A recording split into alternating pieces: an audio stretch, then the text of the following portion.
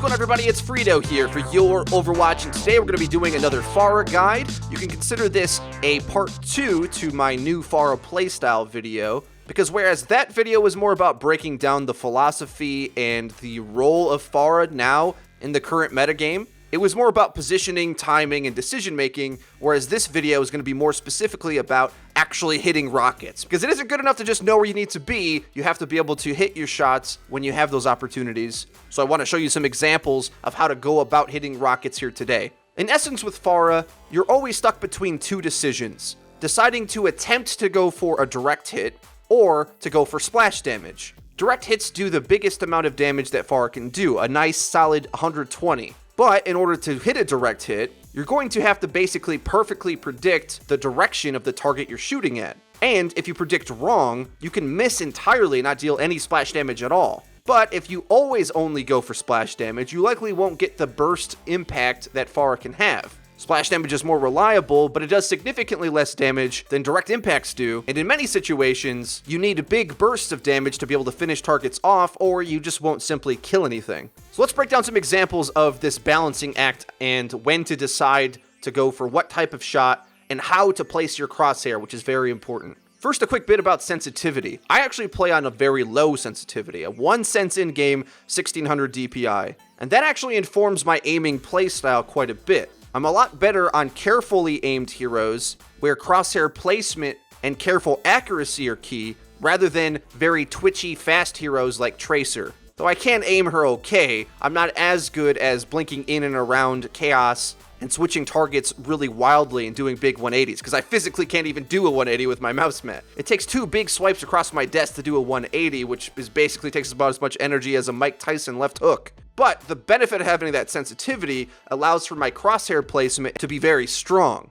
And we're talking about prediction. You want to be able to carefully place your crosshair where it needs to be. Pharah isn't a character that's about flicking wildly to try to hit a quick shot, because your rockets take time to get there. You have to have the patience to place your shots where they're going to land in the future, rather than flicking wildly to the thing you're immediately looking at. So the strongest way to do that is to be able to read the animations of the character you're looking at, know what options they have available to them, what their thought process will be in the next few seconds, what's the best thing for them to do, and then you as the Pharah player respond accordingly, trying to trap them into where you're going to be shooting your rockets. Now I'm going to use some terminology of a type of engagement in order to try to define the different situations you get yourself in as a Pharah player. This clip on Eichenwald, I set up what I call an off-angle trap. Positioning here is very key because I'm utilizing an angle in the attack which is separate from the rest of my team. I have Widowmaker on the bridge far to my right, team pushing the cart, and I'm pressuring from the left, meaning that they have to make some quick decisions on what's important for them to do,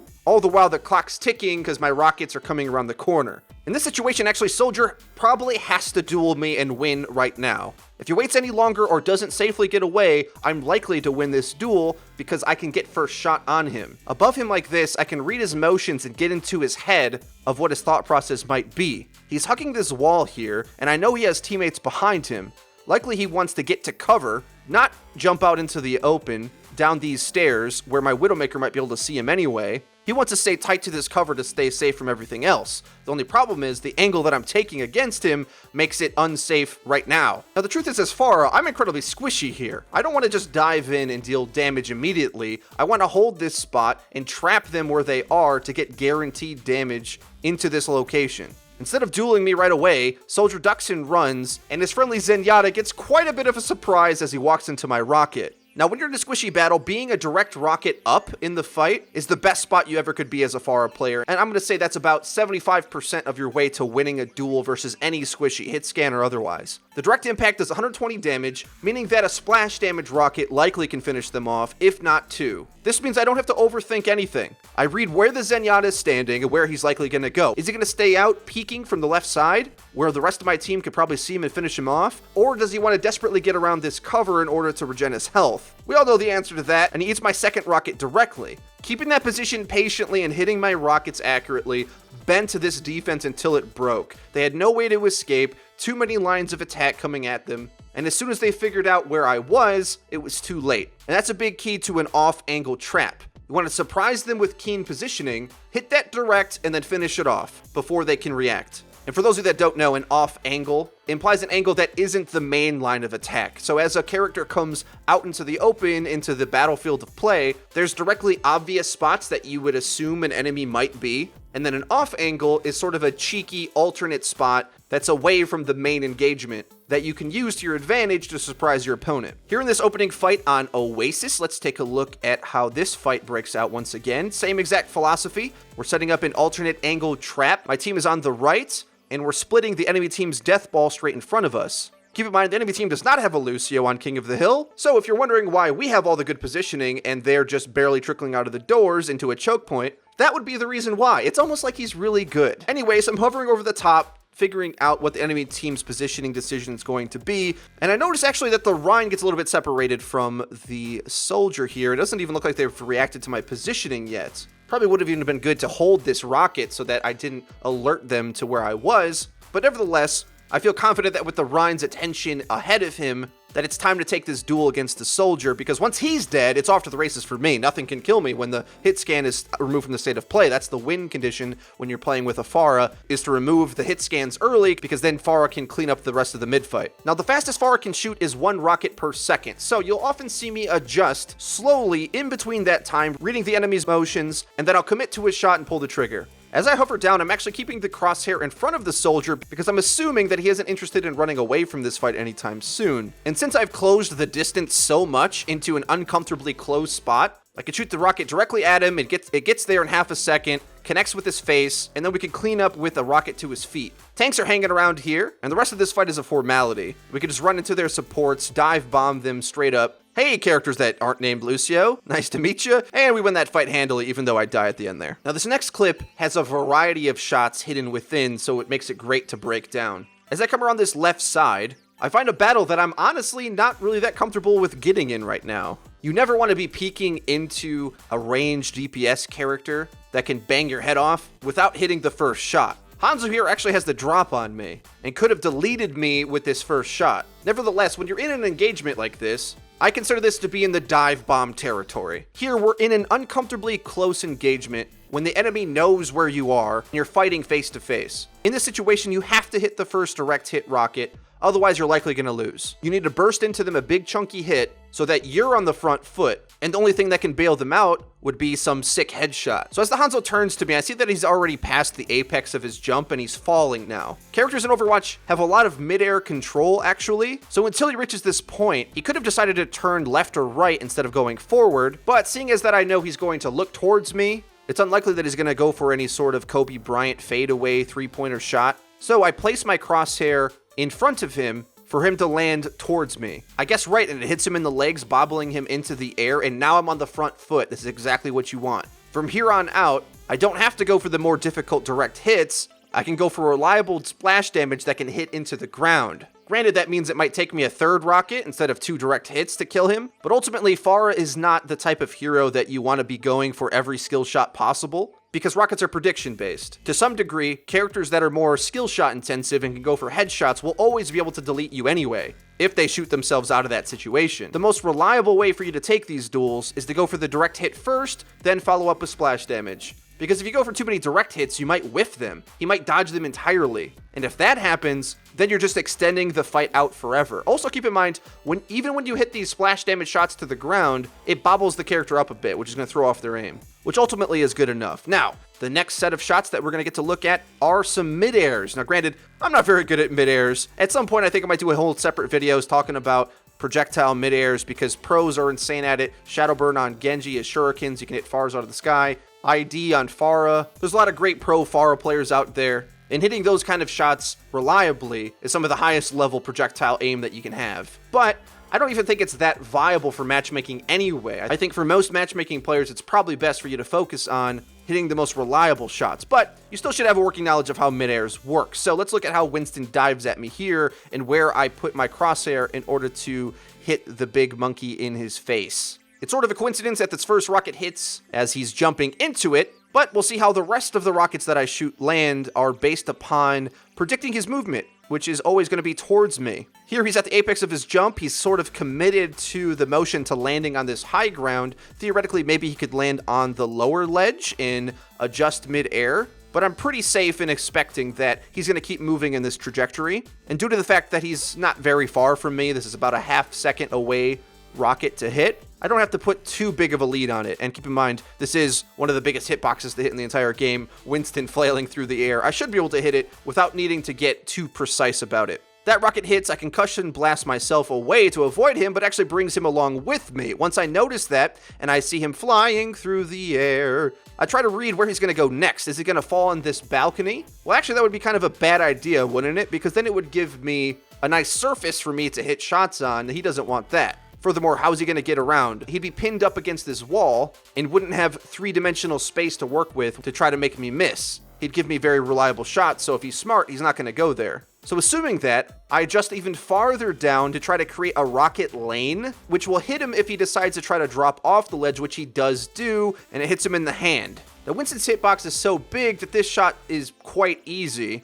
But keep in mind where this rocket's placed, he decides to go to his right, our left, to drop down that side of the balcony, but even if he went the other direction, it still would have hit his hitbox, which makes this a really high money rocket, right? And it works based on the crosshair placement that I put on it. This rocket being in the center of him, as well as the center of the ledge, means that even though he does try to dodge it, it still ends up hitting his massive hitbox. Now the rocket hits him in the chin, and then my McCree finishes him off, and there you go. Leading prediction shots for the win. Mid-airs are tough, guys. Maybe we'll do another video on shooting Genjis and Pharahs out of the sky, but the principles still remain. You want to try to catch them moving in a particular way, predict where they're going next, and then go for the shot in that direction. Here I see the soldier's half health, so I actually don't overthink going for direct hits in this type of situation. I try to just get the most reliable damage I can. So I'm shooting splash damage as quick as I can just towards him instead of thinking too hard about it and trying to go for tough predictions. When you're up in the fight as Pharah, I think this is a fine way to play because you just want to get some reliable damage on target to finish off the fight as fast as you can. Obviously, always hitting every direct is great,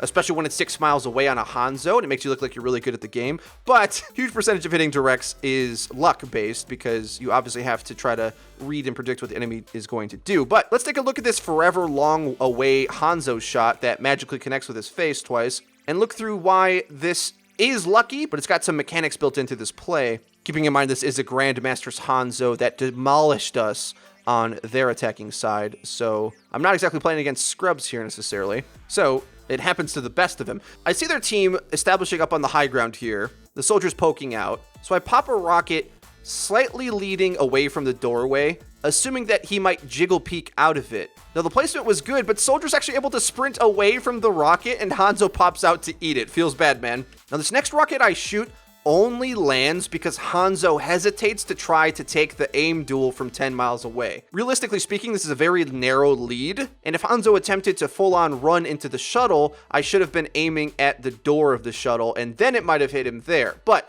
he stalls out here for a second, pulling out his bow, does a jump in air, which actually limits the amount of horizontal movement he can get, which is a massive mistake because then the rocket connects with him in the chest, and he just got out-sniped by a Pharah and feels really bad about it. Part of that is complete luck, but another part of it is also predicting long-range snipes of where enemies can go and just taking a shot and hoping for the best. It isn't all luck, though, because if you understand the travel time of a rocket, you can start to read the distance that your target is away and count the number of seconds, not overtly, but sort of unconsciously, that it's going to take for the rocket to connect with the target you're shooting at. Here I'm flying up around the bend, and realistically, if this Mercy decides to get around this corner, I can't shoot a rocket around the corner. If I'm getting ready to pull the trigger now, the best thing that I can hope for is that she tries to run towards the corner and it connects with her as soon as she gets there. But reading where she goes, she actually doesn't full-on sprint away or fly.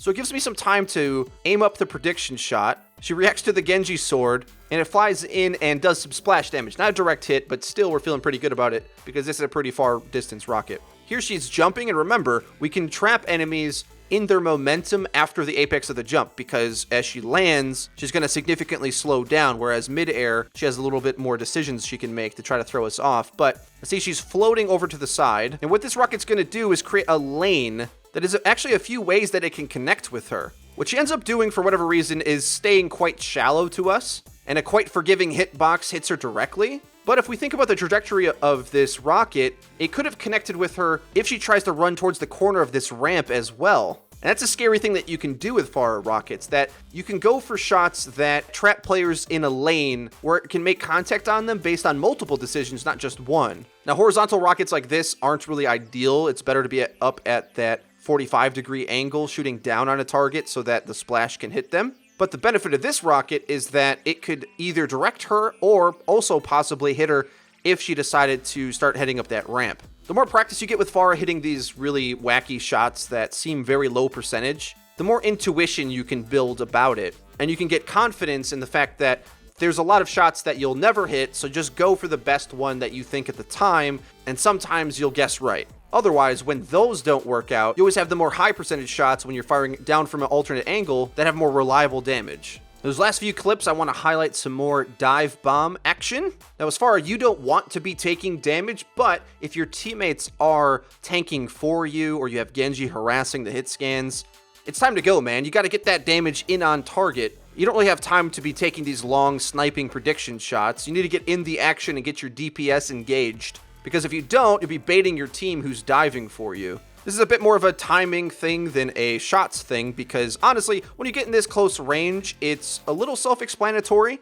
because they're close enough where the rocket speed isn't really a factor because you can aim directly at them, but you also want to just keep in mind to bounce them. It's okay to shoot at their feet and just make this damage reliable. If you're on a one-on-one duel, you have to get that direct, otherwise there's a good chance you're just going to lose the duel. But if you're in a crazy fight where your team is taking a lot of the attention for you, reliable damage can win the fight. And you don't want to be a wasted hero on the battlefield, whiffing mid-air direct hits, if you can at least be dealing reliable damage to key targets in a major team fight. Now, sometimes when you get in these dive bomb scenarios, you still have to do a bit of prediction because characters are going to be scrambling in front of you. But Pharah can only shoot one rocket a second anyway, so after you aim up a direct hit, you have time to look directly at where they're going to go and how to set up your next shot. Is your target running away? Is your target chasing a teammate? Get into the heads of the players you're shooting against and think how they're going to react to the situation. Here my Genji is anti-healed, running away, and the enemy Ana and Mei know that they can freeze through his reflex, so he's going to be screwed. They're ringing the dinner bell to go chase after the Genji, so they're going to be completely blindsided by this prediction shot that I send towards the both of them. You get by with a little help from your friends. Me and Week will clean this fight up rather easily, and the prediction there wasn't too hard, because we could tell by the way the motions of the characters were moving that they wanted that Genji dead right now. Focus him. They're probably calling it out right now. Focus the Genji. He's been harassing our backline. Well, as Pharah, that makes my job easy. And I think that's sort of a secret to hitting direct hits as Pharah, is knowing where the reliable shots are. Seeing the animations of the characters that you're looking at and knowing how to lock them in place in a spot where it's going to connect with their face. Here, I come around this corner and again, a jumping character. After the apex of his jump, I know he's going to land in this direction. He could adjust a little bit and it deals some splash damage, but I'm predicting the pathing of his movement and then placing the rocket there. Direct hit the Lucio, and I think about finishing him off, but instead, oh, hello, here's an Ana. She could deal more damage to me and possibly sleep me, so I direct hit her. She's panicking. They're both healing each other, but doesn't really matter. Can't heal fast enough. Another direct hit finishes her off. And that shot's made fairly easily because she's stuck in a doorway, right? What are her decisions here? What is she going to do? Can she run towards me? Maybe if she hits a sleep dart, that would be a sick play, but very likely she's just going to keep along the line of this cute carpeted pathway. And that second shot would, at the very least, splash at her legs, if not hit her directly. So now we can turn to the much smaller threat of the Lucio, who's quite injured, and I probably could go for a splash damage to his feet here, but instead I just shoot towards him and he jumps into it. Another direct hit makes me look like I know what I'm doing. Dive bombing into Zarya there, take more damage than I'd like to be honest, almost die. But the closer you are to your target, the more you can guarantee that your rockets will direct hit because you minimize the amount of time. The only problem is it reveals your squishy face, which is really easy to kill. So once you start to get into those close range dive bomb scenarios, you have to aim quick. And it's not really good enough to just go simply for splash damage there, because you'll need a burst kill as quick as you can to try to get man advantage.